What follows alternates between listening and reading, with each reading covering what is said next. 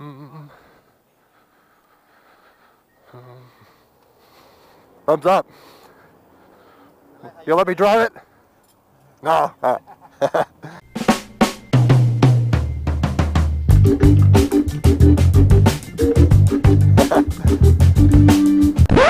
need someone to ride with. Oh! It's Scott and Suburban Delinquent. I can ride with them. What? Hi! What? I love you. Heart. So, I hear this booze place is pretty good. Yeah. You recommend the Cheese Whiz? Oh, the strong silent type. What's that? Nothing.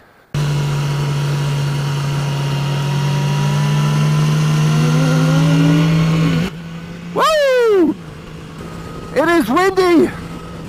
I'm with Suburban Delinquent and Scott from Scott and Carrie Ann. The far more attractive one of the two, I think.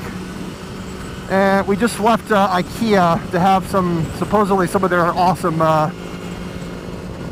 meatball sandwiches, but they were not that great. I don't think it was really worth the effort there. So we're on our way up to this famous Philly cheesesteak sandwich place I keep hearing about, booze.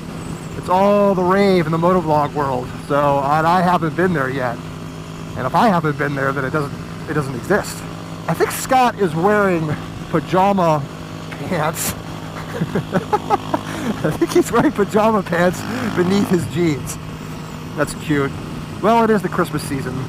This is Hyundai's national headquarters right here. It's a pretty cool building, actually. They just built that probably the last 2 years. Oh, what's that smell? What is that? Oh, did somebody fart? Nope.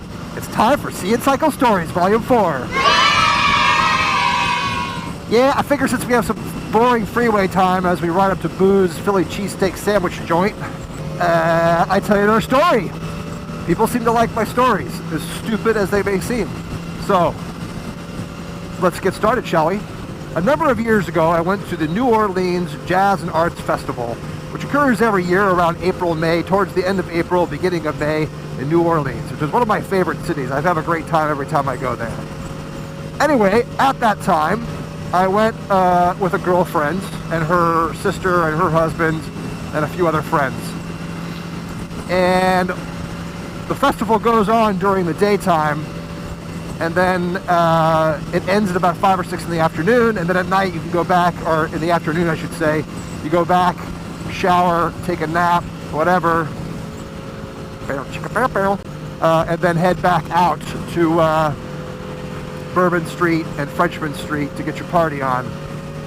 So after a long day out of a concert, and then I don't want to deal with his license plate. He doesn't care about his license plate, so I'll let him go first.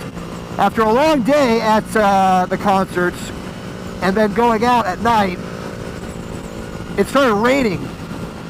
And so we're running back to the hotel where we're staying, my girlfriend and I, and you know, drenched. You know, this is in the south, it's like the Caribbean weather, so it's a monsoon. It'll be a downpour out of nowhere. So we come back just soaking wet, you know, just the clothes come off, we're cold, tired, and without even showering, we pretty much just hit the sack.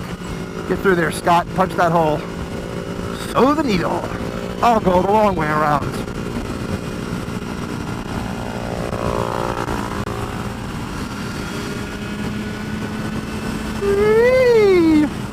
So in the middle of the night, I get up to go to the bathroom. So I do my business in the bathroom, and then I go to wash my hands. And, you know, I'm half asleep. I'm, you know, one eye's open, one eye's closed. And there's a water glass by the faucet. I grab it, fill it up with water, and drink the water, and then go back to bed. This is probably like 3 or 4 in the morning or something. I got to go to the bathroom.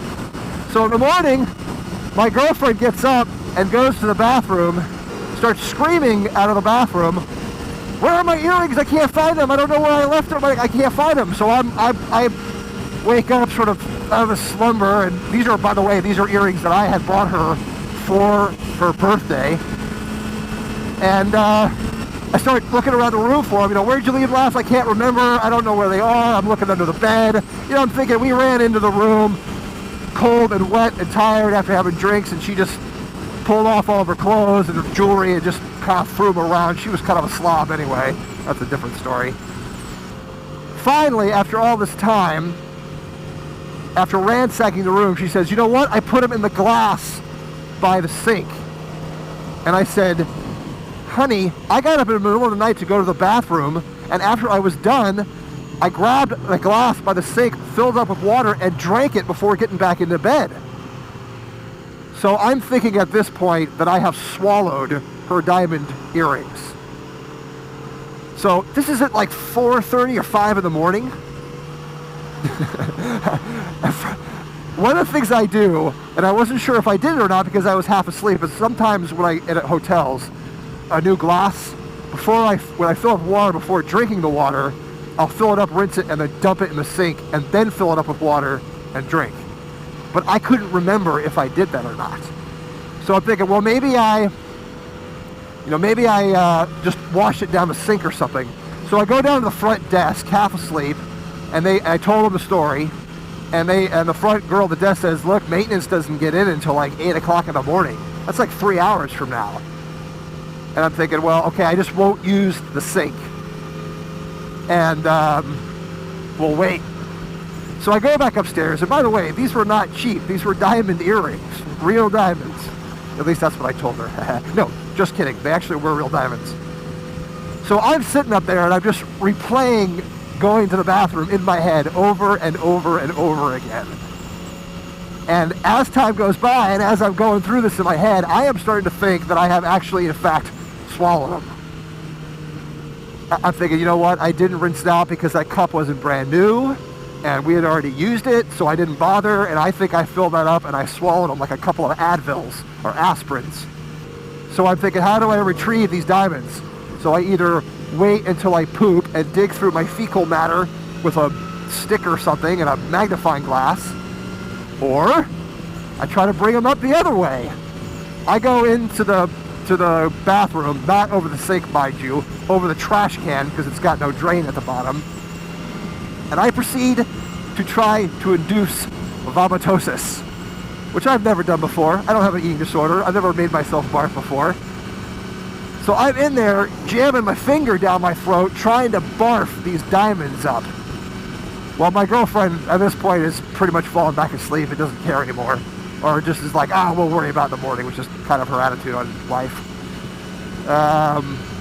And I'm not having much success. I'm in there, I'm gagging, I'm scratching the back of my throat, which by the way was like scratched up from my fingernail for a few days. And I'm not being successful. It's not happening. So in the morning, her brother-in-law and sister who are in the next room come over and knock on the door and like, we heard you guys yelling and screaming last night. I told them what happened, and of course they're just laughing at us at this point. They think it's hysterical. But I'm thinking in my mind, what if this like screws up my intestines? These are diamonds. These are the strongest rock in the world or something. It's going to cut up my stomach. That's not going to dissolve in stomach acid. This could be a problem for me.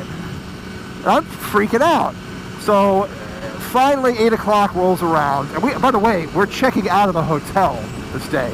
So 8 o'clock rolls around. I called the front desk. They were good about it. Maintenance was on his way up. The rest of the party is outside with their luggage waiting for us. And the maintenance guy comes up with a monkey wrench and a bucket. And at the bottom below the sink in the hotel, it was a gooseneck. It goes down and then curves back up like that, gooseneck. So I'm hoping like maybe they got stuck down there. Unscrews the pipe, pulls it out, sticks like a pipe cleaner down there over the pipe. All this crap and disgusting stuff comes out into the bucket, and then at long last, plop, plop, 2 diamond earrings come plopping out.